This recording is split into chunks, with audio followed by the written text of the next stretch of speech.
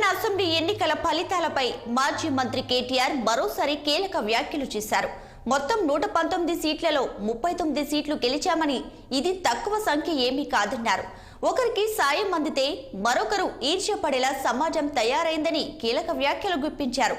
బంధు పథకాల ప్రభావం తమపై పడిందన్న ఆయన ప్రజలు కొత్త ఒక వింత, పాత ఒక రోతల భావించారని వ్యాఖ్యానించారు. నిజాంసాగర్ మండలంలో దళిత బంధు మొత్తం ఇచ్చిన మిగతా వర్గాలు తమకు ఓట్లు వేయలేదని చెప్పారు.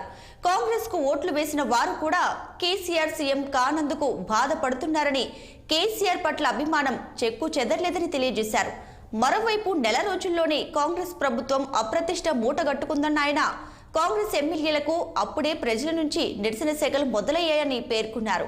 ఇక పార్లమెంట్ ఎన్నికల్లో త్రిముఖ పోటీ జరగబోతుందని, ఈ 3 ముక్కలాటతో తమకే పరిస్థితులు అనుకూలంగా ఉంటాయని జోస్యం చెప్పారు. జహీరాబాద్ పార్లమెంట్ సన్నాహక సమావేశంలో ఈ వ్యాఖ్యలు చేశారు మాజీ మంత్రి కేటీఆర్.